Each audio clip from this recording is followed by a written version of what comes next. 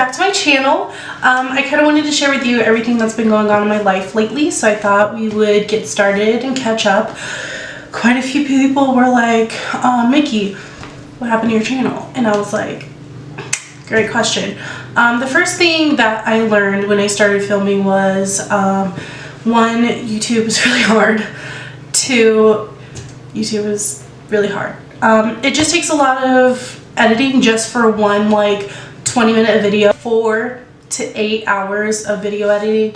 So and I just don't have that kind of time.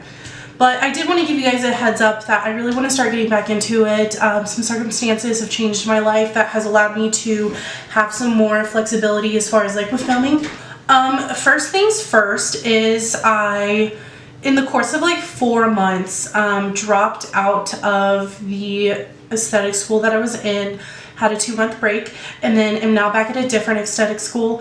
Myself and some other students, some situation happened with our old school for legal reasons. I don't want to get into it, but we're no longer at that school, and we are now at a really just freaking amazing new school, and super enjoying it. It's a really great learning environment, and we're really excited to finish our educations there.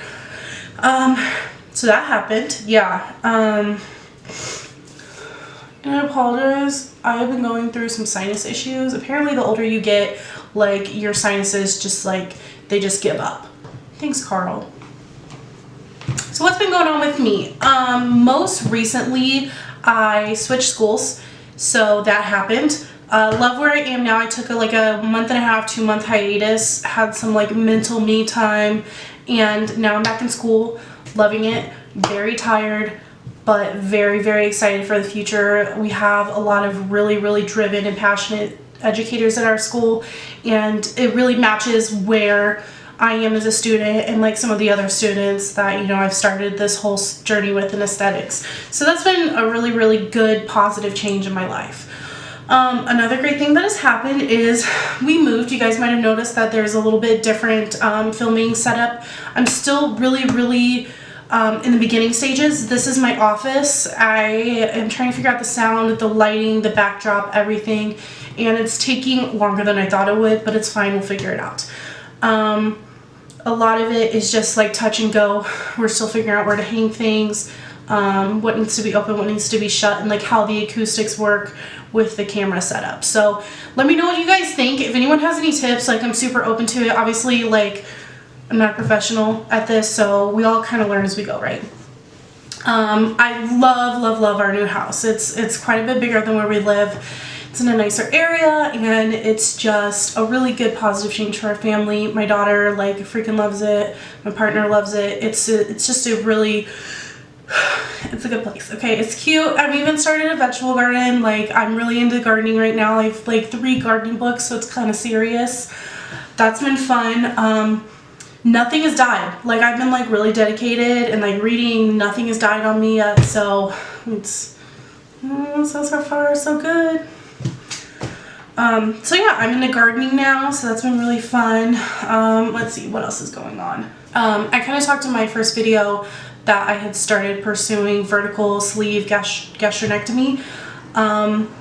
And a lot of people are wondering, like, hey, are you still doing that? Is something that you're interested in? And the answer is fuck yes. I have been doggedly pursuing everything I need to get. For my insurance requirements, I can't submit anything for approval to have my surgery until June 1st. And right now it's May 5th. Felicidades Cinco de Mayo, eh? That's an American holiday, but whatever. And so I have less than a month. And it sounds like, oh my god, you have less than a month, and I cannot tell you guys how freaking excited. I cannot explain how excited, how nervous, how terrified, how pumped I am for this. If you're like a close friend and family members and probably a few acquaintances, like, you know that I'm really excited about my surgery. And it's not just because, like, oh, you're gonna be thin or you're gonna lose a bunch of weight. For me, VSG is a combination of almost a full year of work. And I mean, like, it took some work. I had to do quite a few things to get to this point in surgery. The very first thing I had to do was get a referral from my primary care physician. He was really great. He was the one who suggested it to me like a couple years ago, and I was just really resistant And then I had quite a few complications with my diabetes that resulted in me looking at the situation differently, looking at, how having, hypothyroidism, PCOS, and diabetes really affected my body and my energy and my strength. And I was at a point where I wasn't able to really function normally. So my doctor really talked to me about, what bariatric surgery was, what it wasn't, and that it wasn't this big scary beast that everyone thought it was. So after I got my referral from my doctor, I met with my surgeon. That took actually 2 months because my insurance requirements are pretty stringent, and at first my hospital wouldn't meet with me because they thought that because I couldn't submit everything to insurance until June of this year, they couldn't see me until June of that year. And so I had to call my insurance, I had to call the hospital, and I had to convince them to let me begin the pre-op program before insurance approved it. The reasoning behind that is because insurance needs you to have a 6-month pre-op program. So what I did not want to do was start this entire process in June of 2019 instead of September of 2018. So finally got the approval to go meet with my surgeon, a really great guy, and he talked to me about my different options, and we settled on VSG because while yes, I do have a significant amount of weight to lose, he felt that it wasn't so significant that I needed bariatric surgery in the form of like R&Y, which R&Y they do quite a bit. It's a little bit more intensive than VSG. They actually reroute your intestines.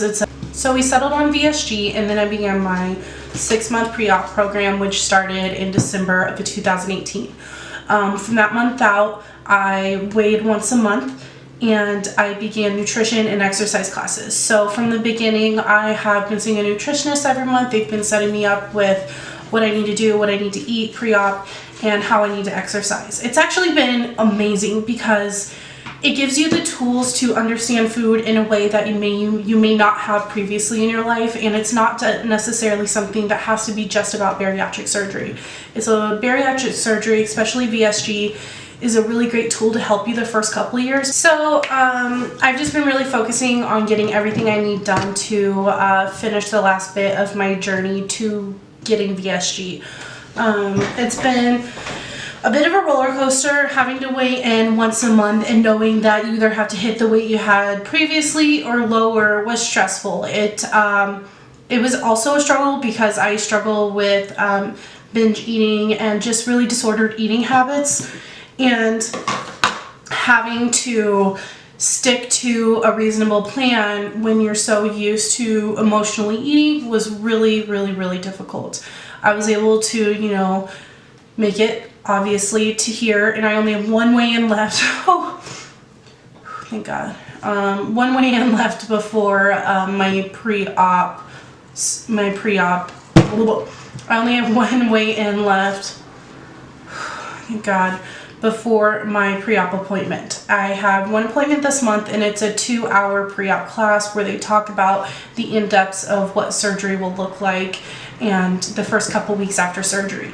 And then June 1st, which is a Saturday, so I guess June 3rd, I will be submitting everything to insurance. So I had to have my weigh-in history, my class history, and then also I needed a 2-year weight history for my primary, an official referral from them. I needed an EKG, a sleep study, and then a couple other things that literally I could not think of right now, but it was a lot. And I finally got all that together, and I'm about to send off everything in 25, 26 days, and hopefully hear back soon. The insurance technically has 30 days to respond and to give you an answer as to whether they approved or denied the surgery. If you meet all the requirements, there shouldn't be a reason why they would deny you, but you could have missed something. There could have been one piece of paperwork that wasn't exactly right, so you have to appeal that process. I'm really, really hoping I don't have to go through this entire process again or reappeal, because that sounds like, or appeal it, because that sounds rough. I'm really looking forward to not having to weigh in every month, in front of some stranger while they write down on a piece of paper your exact weight, measurements, your BMI, and then tell you what to put in your face. It's a little nerve-wracking sometimes, and it's not that I'm not used to weigh-ins or I'm not used to staying accountable, I guess, to that degree. It's a very clinical approach to weight loss and nutrition, and sometimes it has a barrier between the reality of what it is to be plus size and overweight and obese, and you know what they expect you to be. And a lot of it is like, yes, on paper you can do everything right, and you can still really struggle mentally with this journey. I've been really lucky that I have an amazing therapist. She actually works with plus size people. She works with people that are overweight and obese and struggle with, you know, eating habits and history, and especially people with a history of trauma. So she is so well versed, super supportive, and has actually like really helped me just make it emotionally to the end of this. And the crazy thing is, like, you know, during this entire time, I haven't even actually gotten to my surgery yet, and I feel like almost a completely different person than when I started. I know a big part of it for me was I was just really afraid to try anything new. I was afraid to fail. I was afraid to put myself out there and not accomplish anything. And for me, this entire process has been about staying true to yourself, being self-accountable, having the self-respect and dignity to wake up every day and have that appointment with yourself and know that you're going to continue to work hard. During this entire thing, I've really cut back on drinking. That's a big one that I noticed that really held me back. I used to binge drink, and I used to go out with my friends more than was probably healthy, and I didn't realize how much it had held me back from following my dreams until I started saying no more and realized that quite a few different people dropped out of the picture. And that's okay. I mean, everyone has their own journey. Everyone has their own bit of life that they choose to follow. Mine just went a different way to where I don't feel like I have to be the funny person anymore to live the life that I live. I'm focusing more on authenticity and being true to yourself in the sense of honoring what you want and what you need out of life, with or without, you know, people in it. So during this, it's been very interesting because I've had some amazing friends that have supported me from the beginning. I've had family members that have supported me, and I've also had people that were really, really close to me, you know, take it a little bit in a different way than I imagined. I think for one, it can be scary to hear that someone you love or care about is getting a serious surgery like this, and it will be life-changing. I think change can be difficult for anyone, but I noticed more often that the more I said no to doing unhealthy things, that some friendships were only based on things like that. They were only based on drinking and just, you know, not pursuing self-growth. And this sounds so freaking cheesy, like, cheesy. And I know this sounds so cheesy, like, I know that I sound like a freaking, like, the beginnings of a baby self-help guru, and it's not something that I'm doing or consciously trying to put out there. I think it's more of, through the bullshit, self-growth is hard. It's not cute bubble baths and face masks every night. It's about looking at yourself in this super freaking honest, huge way and saying, am I being the best that I can be for me and for the people that I love? Is this how I want to pursue who I believe to be or who I want to be? Do I want to change this about myself? Am I unhappy where I am? If so, what can I honestly do to move forward? And the thing I found is, yes, it's hard. It's hard to be like, wow, you drink too much. It's hard to sit there and be like, you know what, you have an unhealthy relationship with food. You have, you know, an unhealthy relationship with alcohol. You spent years of your life being a comedian because you didn't know how to be authentic around others so that they would love you. And that's freaking deep, dude. Like, I've learned so much already, and I can't wait to move forward and see who I'm going to become. Because when I let go of so many things that I didn't need, I've already felt so much lighter. I found an amazing family environment. I have amazing friends. The people that have stayed in my life are the lifelong people, are the people that you need there to have your back when life is tough, and vice versa. Anyways, not to like go off on this crazy tangent, but regardless of what your end goal is, if it's something that's better for you, the way to get there is going to make you a better and stronger person. I just found so many different parts of life that I didn't need and ones that I, want to pursue more, and it's been amazing. I've just found that, when you let go of those things, you have so much more to pursue what you really need in life. And I'm only 26. There's so much I want to see. There's so much I want to do.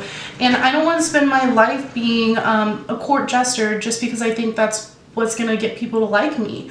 That's not the life I want to live. So I'm focusing on me right now, and it's been amazing. It's been exhausting, but it's been amazing.